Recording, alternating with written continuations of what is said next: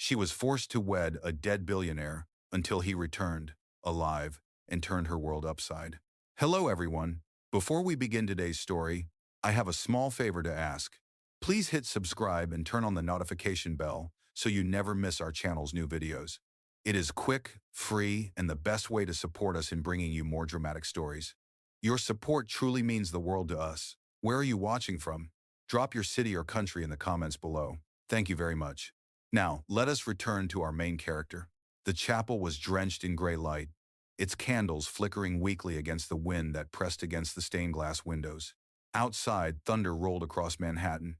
Inside, a young woman stood frozen at the altar, her white dress heavy as if made of stone. Her name was Lila Grace, and today she was about to marry a man who was supposed to be dead. The lawyer's voice echoed through the empty church, calm and detached. By signing this marriage certificate, Miss Grace, you secure the transition of Mr. Ethan Blackwell's estate to the company's trust. It will protect thousands of employees. You understand this, correct? Lila's fingers trembled as she looked down at the papers. Her reflection quivered in the golden ink seal. Ethan Blackwell, once New York's youngest billionaire, presumed dead in a private jet crash 6 months ago. And now, she was being forced to become his widow. I do not even know him, she whispered. The lawyer adjusted his glasses. You do not need to. You are doing this for the greater good. A gust of wind burst through the half-open door, scattering rose petals across the marble floor. The sound made her flinch. Everything inside her screamed to run, but the memory of her little brother lying in a hospital bed kept her rooted. His medical bills were already months behind. Without this deal, he would not survive another surgery. So she took a slow breath and signed. The pen dragged across the line like a blade. The lawyer closed the folder with precision and handed her a velvet box. Your wedding ring, he said. You will wear it until the contract expires. The press will believe you were his secret bride. Inside, the diamond ring glittered cold, almost cruel, like a shard of winter light. When it slid onto her finger, Lila felt the weight of chains, not love.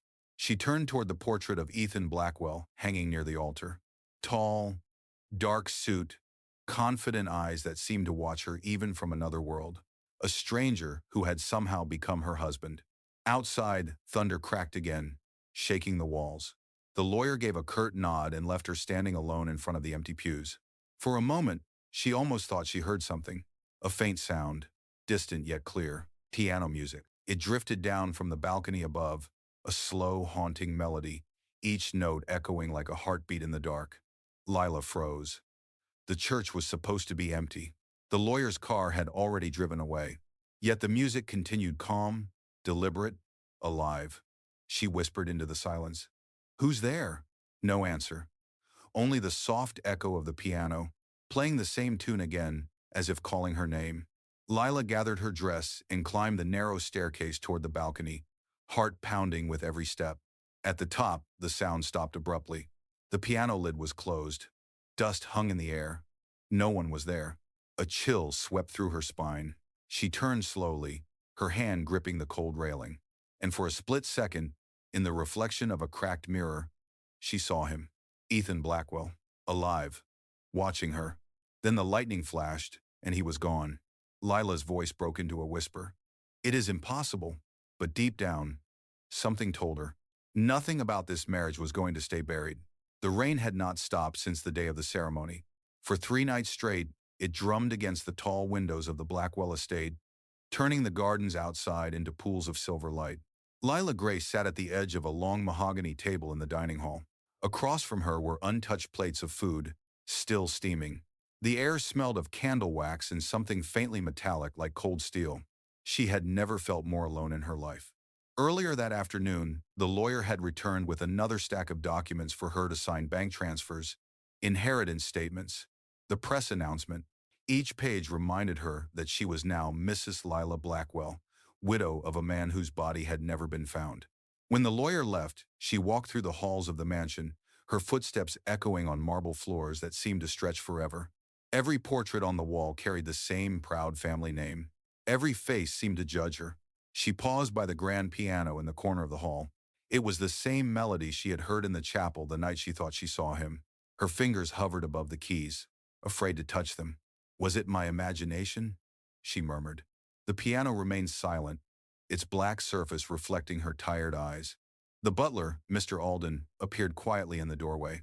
He was old, with silver hair and a gentle voice. "Mrs. Blackwell," he said carefully, "it is time for your statement to the press tomorrow. Shall I prepare the main hall?" Lila nodded weakly.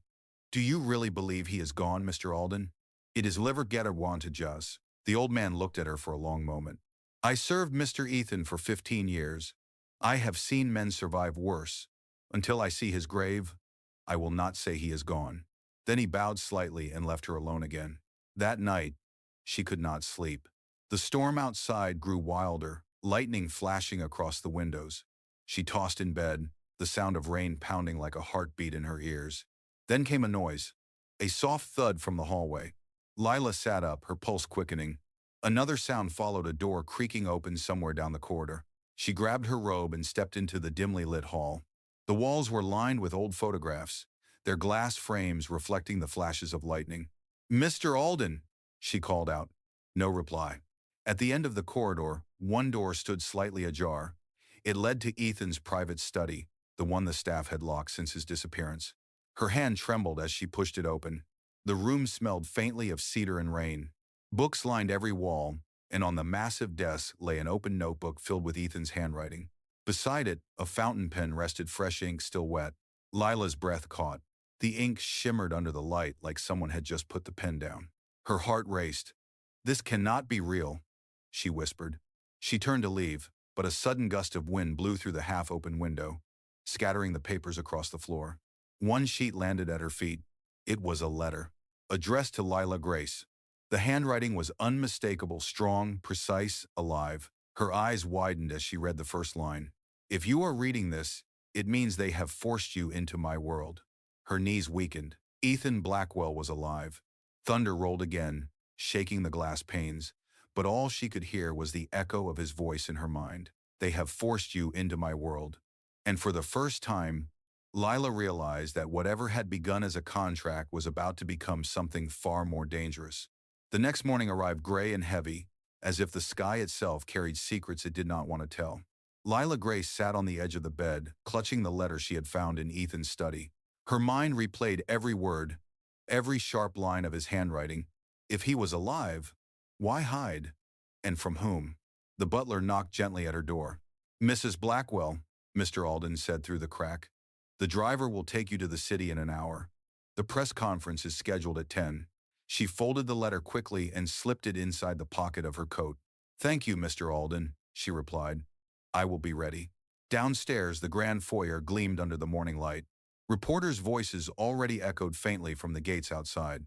Cameras would be waiting to photograph the grieving widow. The world believed Ethan Blackwell was gone forever, and she was supposed to play her part. When the limousine arrived at the company's headquarters, flashes exploded around her. Questions flew like arrows.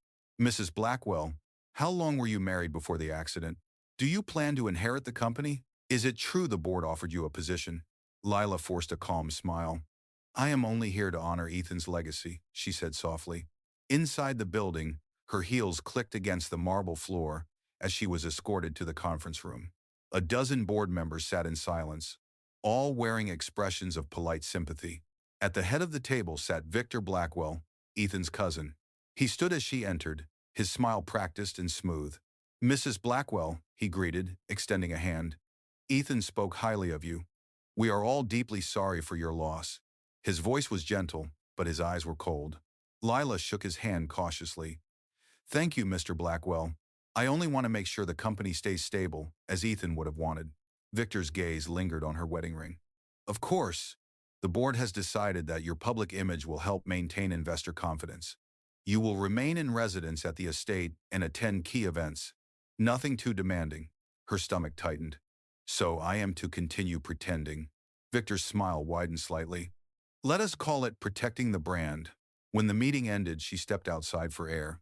The rain had stopped, but the air felt heavy, thick with something she could not name.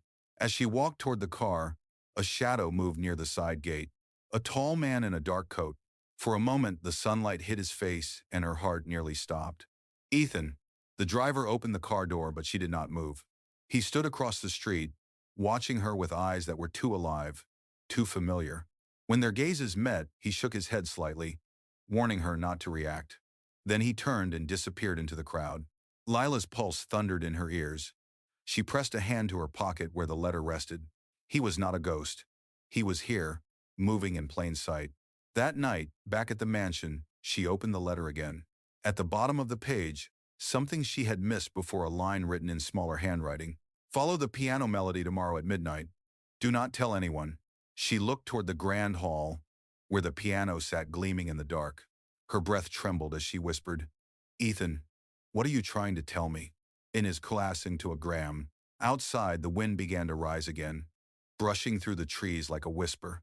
Lila did not know it yet, but the man she thought she had married only on paper was about to step out of the shadows, and nothing in her life would ever be the same again.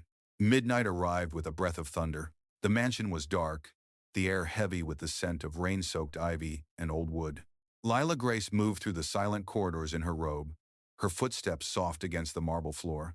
The clock in the foyer struck 12, each chime echoing through the vast, empty house like a warning. She stopped before the grand piano in the main hall. Its black surface shimmered faintly in the glow of the fireplace. Her hands shook as she lifted the lid. For a heartbeat, nothing happened. Then a single note sounded low, soft, deliberate. It came not from the keys before her, but from the balcony above. Lila turned sharply. A shadow moved along the staircase. She stepped back, her pulse quickening. Who is there? She whispered. The figure descended slowly into the light. The man's face was pale but strong, his dark eyes steady and alive. Ethan Blackwell stood before her. Every nerve in her body froze. It was impossible. And yet, he was real flesh. Breath, heartbeat. He looked thinner, a faint scar cutting across his temple, but his presence filled the room like thunder after silence. Lila's voice trembled. You are alive. Ethan nodded once. Keep your voice down. He glanced toward the windows as if expecting someone to be listening. When he finally looked back at her, there was a storm behind his calm. They think I am dead, Lila, and for now it must stay that way. She took a step closer, disbelief mingled with anger. You let the world bury you. You let me marry a ghost. I did not choose this, he said quietly. The crash was not an accident. Someone wanted me gone. He reached into his coat and placed a small flash drive on the piano. Everything on this, emails, contracts, payment trails, it points to my cousin Victor. He arranged the sabotage to take control of Blackwell Enterprises. Lila's breath caught. And you needed me? I needed a legal link, Ethan said. Someone outside the board.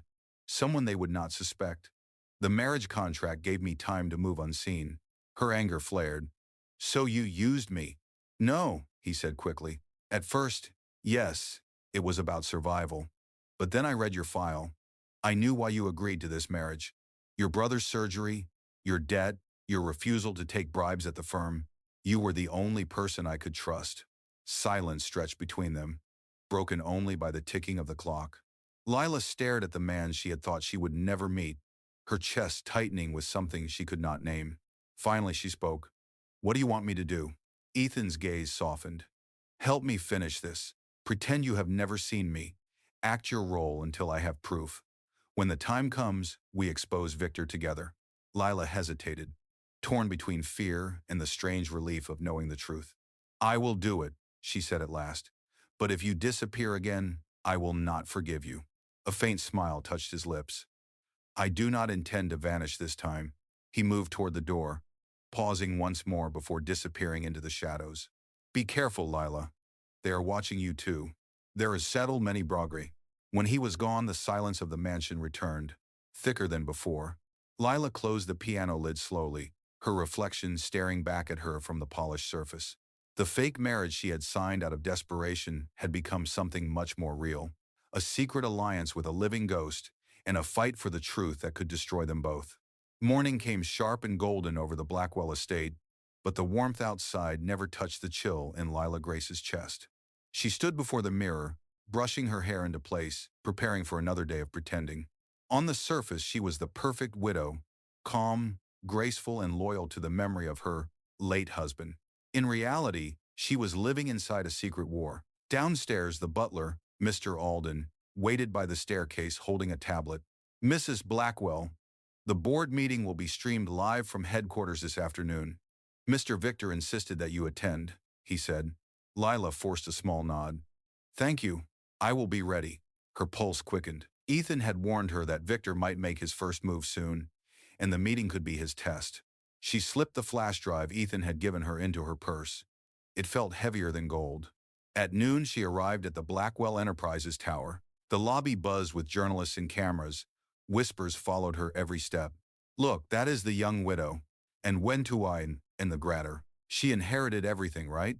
She looks too calm to be grieving. Inside the conference room, the atmosphere was polished yet cold.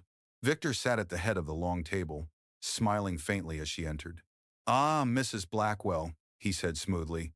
Thank you for joining us. Please sit. We were just discussing new leadership strategies for the company's future. Lila took her seat opposite him. She felt his gaze like a blade on her skin. Victor clicked through slides of numbers and projections. His voice was steady, but every word carried manipulation. As you know, he said, the late Mr. Blackwell's estate now rests under your name. We propose a motion to transfer temporary control to the board for convenience. Lila lifted her chin. You mean for your convenience, Mr. Blackwell? The room fell silent. Victor smiled again, but the charm did not reach his eyes. Surely you do not suspect me of anything, Mrs. Blackwell. She met his stare evenly. I only know that Ethan trusted this company to people who valued truth. I plan to do the same. The air thickened. A few members of the board shifted uncomfortably. Victor's expression hardened. But before he could speak again, one of the assistants entered, whispering something into his ear. His face paled for a moment before he composed himself. Lila's curiosity sparked. She caught a glimpse of the document in the assistant's hand, a surveillance report. Her heart skipped. Was Ethan's secret about to unravel? Victor dismissed the meeting early, his tone clipped. As the room emptied, he approached her slowly. You are doing well, Mrs. Blackwell. The press adores you. But be careful, he said softly, leaning closer. This family has ghosts, and some ghosts do not like being disturbed. Lila held her breath until he left the room. The threat was clear, but so was his fear. He knew something. Maybe he even suspected that Ethan was alive. That night, back at the mansion, Lila sat by the piano once more. A single envelope rested on the keys, no name, just a wax seal marked with the letter E. Her fingers trembled as she opened it. Inside was a short note in Ethan's handwriting. You handled the meeting perfectly. I was there. Keep the flash drive safe. The real fight begins now. For the first time since her wedding, Lila smiled. The man she had been forced to marry was not just alive, he was watching, protecting, guiding her every step. But beneath that smile, she knew this victory was only the calm before another storm. Outside, the city lights glowed against the night, and somewhere among them, Ethan Blackwell was preparing his return. The storm outside the mansion had quieted, but inside Lila Grace's heart, everything still thundered. Days had passed since the meeting at Blackwell Enterprises, and every hour since then felt like walking a tightrope between truth and disaster. The note from Ethan still lay hidden in her jewelry box, folded neatly beside the wedding ring that had never felt real. Each night she waited near the piano, hoping for another message, another sound, another sign that he was still close. And then, one evening, it came. The clock struck 11 when she heard it, 3 faint taps on the glass door leading to the garden. She turned, breath-catching. Through the rain-speckled window, Ethan stood in the shadows, drenched but alive. She hurried to open the door, the wind rushing in cold and wild. He stepped inside, closing it behind him. His coat dripped water onto the marble floor. You should not be here, she whispered, but her voice trembled between relief and fear. I had to see you, Ethan said, his voice low. Victor moved faster than expected. He is transferring money out of the company's trust accounts. If he succeeds, everything my father built will be gone. Lila stared at him. Then let us take the evidence to the police. Ethan shook his head. Not yet. We need something undeniable. The board will protect him unless we expose him publicly. He reached into his pocket and handed her a small USB drive. This one contains every transaction he tried to hide. You will give it to the auditor tomorrow morning. Tell them you found it in Victor's briefcase. It will buy us time. Her pulse raced. You are asking me to lie for you again. I am asking you to trust me, he said quietly. Just one more time. Lila wanted to refuse, but his eyes, tired, determined, and painfully human made her chest ache. She nodded. All right, I will do it. Ethan's expression softened for the first time that night. I knew you would. It is indomitable camo. He brushed a strand of wet hair from her face, and for a fleeting second, the world outside vanished. The lies, the contract, the danger. There was only the warmth of his hand and the quiet truth between them. Then a noise shattered it, the sound of a car pulling up on the gravel driveway. Ethan froze. Victor has spies watching the house, he said. I have to go. He moved toward the back door, but before leaving, he turned once more. Leela, he said, his voice rough. When this ends, when all of it is over, I want the truth between us, not a contract. And then he was gone into the rain. Lila stood in silence, her heartbeat echoing in her ears. She could still feel the warmth of his touch even as the cold wind rushed through the open door. She closed it slowly, pressing her forehead against the glass. For the first time since this began, she realized the dangerous truth. This was no longer about obligation or survival. Somewhere between fear and secrecy, her heart had crossed the line. The next morning, as dawn spilled gold across the city skyline, she left for the auditor's office with the drive tucked safely in her coat pocket. Every step felt heavier than the last. She was not just part of Ethan's plan anymore. She was part of his life, his fight, and his fate. And whether she admitted it or not, she was already in too deep to ever turn back. The following morning felt colder than usual, even though the sun was shining over Manhattan. Lila Gray sat in the back of the car, gripping the USB drive Ethan had given her. She was on her way to the independent auditing firm, her pulse drumming with each passing block. The plan was simple: hand over the drive, pretend it came from Victor's briefcase, and walk away unnoticed. But deep down, nothing about this felt simple. Inside the sleek office building, the smell of coffee and paper filled the air. The head auditor, a calm woman named Mrs. Bennett, welcomed her into a glass-walled conference room. You said you found something in Mr. Victor Blackwell's belongings? The woman asked.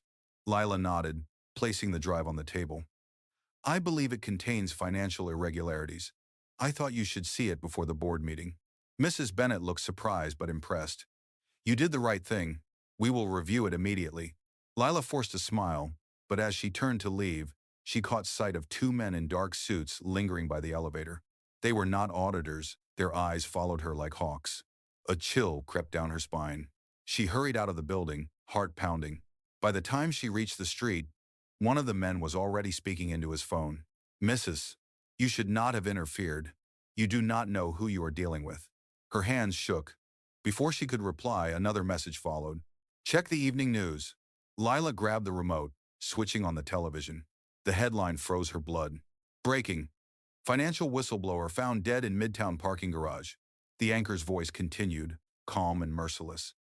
Authorities have identified the victim as Mrs. Margaret Bennett, senior auditor for the Blackwell Enterprises Review.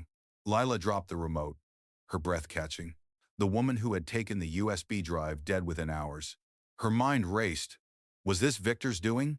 If he knew about the drive, he might know about Ethan too. Blackwell has made the drop, he said quietly. Tell Victor. The words sliced through the noise of traffic.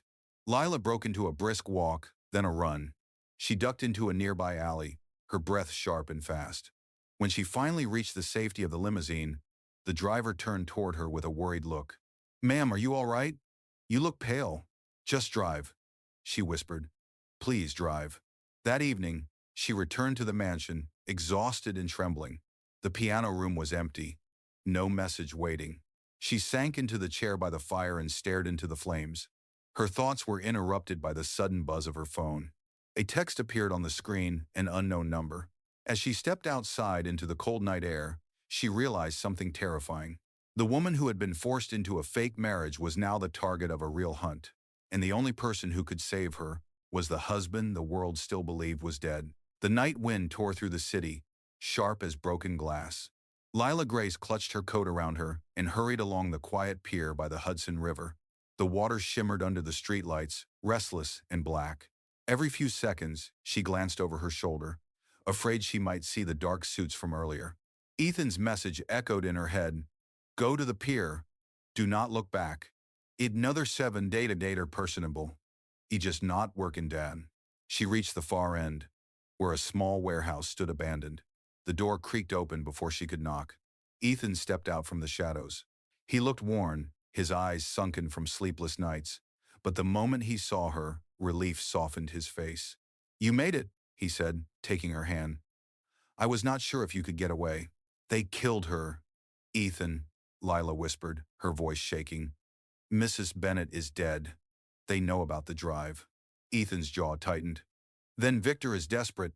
He is cleaning up every loose end." She stepped closer. "What do we do now? We cannot go to the police. We cannot go to the board. Who will believe us?" He pulled a small envelope from his coat. Inside was a second flash drive. "This has everything," he said. "The offshore accounts, the transfer orders, even audio recordings of Victor's meetings. If we leak this to the press before he destroys it, the board will have to act." Lila hesitated. "You mean reveal that you are alive?" Ethan nodded slowly. "Yes. That is the only way to protect you now. If I stay dead, Victor wins. But if I return, the world will see who he truly is." For a long moment, she could not speak. The man before her was the same one who had once hidden behind shadows, using her as a shield. Now he was ready to step into the light for her. She reached out and touched his sleeve. "Then we do it together. It is not from 70 friends roles."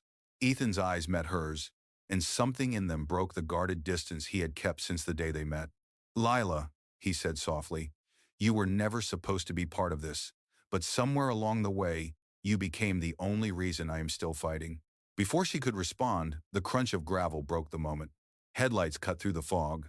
A black SUV rolled to a stop a few yards away. Ethan pulled her behind a stack of crates. Victor's voice carried across the pier, calm and cruel. "Come out, cousin. You have been playing ghost long enough." Ethan's hand gripped hers tightly. "Stay here," he whispered. "No matter what happens, do not move." And Nether Gable Waterbility Water, B-piality. He stepped out into the open, rain starting to fall again. "Victor," he called out. "You should have left it alone." Victor's laughter echoed over the waves. "And missed the chance to end this properly?" He gestured to his men. "Get the girl. She knows too much." But before they could move, Ethan raised a small device in his hand. "I already sent the evidence," he said. "Every file, every recording. By now, the press has it all." Victor froze, his smirk fading. "You are bluffing." Ethan's voice was steady. "Check your phone." One of the men pulled out his device, eyes widening as notifications filled the screen. Headlines were already spreading. "Blackwell scandal. CEO cousin implicated in corporate murder and fraud." Victor's fury twisted his face. "You ruined everything!" he shouted, lunging forward. Ethan dodged, the two men colliding in a brief, violent struggle. A gun went off, echoing like thunder. Lila screamed, rushing from her hiding place. Ethan fell to one knee, clutching his arm, blood seeping through his sleeve. Victor tried to run, but sirens wailed in the distance, dozens of them. Ethan reached for her hand, his voice barely a whisper. "It is over, Lila. We did it." She knelt beside him, tears mixing with the rain. "You are hurt," he smiled faintly. "It is just a scratch. But stay with me, please." Police lights flashed across the pier as officers stormed in, arresting Victor and his men. Lila held Ethan close, her heart pounding with disbelief and relief all at once. The world finally knew the truth, and the man she had been forced to marry had just risked his life to set them both free. The rain had stopped by dawn, leaving the Hudson wrapped in a soft silver mist. Police cars lined the pier, their lights fading as officers led Victor Blackwell and his men away in handcuffs. Reporters were already gathering beyond the barricades, shouting questions, snapping photos of the man who had returned from the dead. Lila Grace sat beside Ethan in the back of an ambulance. A medic wrapped his arm, the bandage bright against his skin. He looked pale but alive, his usual calm returning slowly with every breath. When the medic left, silence filled the space between them. Ethan turned to her. "You should not have come out when the shooting started." Lila met his gaze, steady and warm. "And leave you alone again? I think we are past pretending now." A faint smile touched his lips. "You always had more courage than I did." The police chief approached them, removing his hat respectfully. "Mr. Blackwell, Mrs. Blackwell, your statements match the evidence. The files you released are already in federal custody. Victor will not be walking free again." Ethan nodded. "Thank you, Chief." The officer tipped his head and stepped away, giving them privacy. Lila exhaled deeply, her shoulders finally relaxing.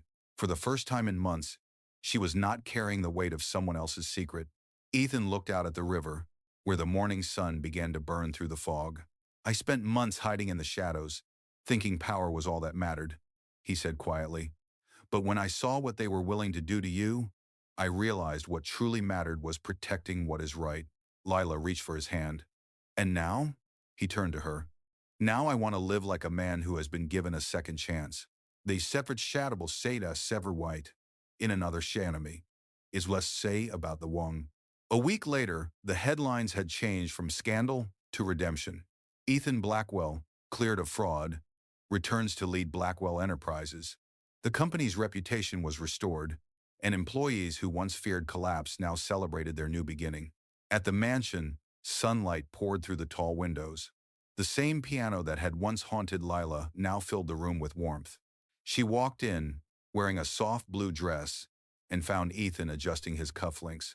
His arm was still healing, but his smile was strong. He turned when he heard her footsteps.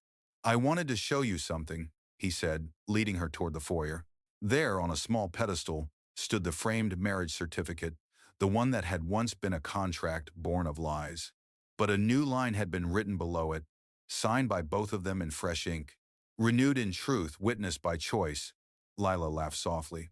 So this time, no lawyers? No contracts, Ethan said, his voice gentle. Just us. He opened a small velvet box, revealing the ring she had worn at the first wedding, the cold, lifeless diamond that had symbolized a deal. But now, the same band gleamed under the morning light, newly engraved with her initials entwined with his. He took her hand. Lila Grace, you once said no one truly disappears when love still exists. You were right. You brought me back. Will you stay this time? For real? Tears welled in her eyes. I already did. He slipped the ring onto her finger. The sound of the piano filled the hall again, no longer haunting, but alive just like the man she had once mourned. Outside, the city stretched wide and golden. For the first time, Lila felt free not as the widow of a billionaire, not as a woman bound by a contract, but as someone who had found love through truth and courage. And as Ethan drew her close, she whispered the words that had once begun their story. From a fake marriage to a real life, I guess miracles do happen. He smiled against her hair. No, he said softly. You happened. And the one to do thousand that. And with that, the story of the billionaire who rose from the dead ended not with mystery, but with love that finally had nothing left to hide.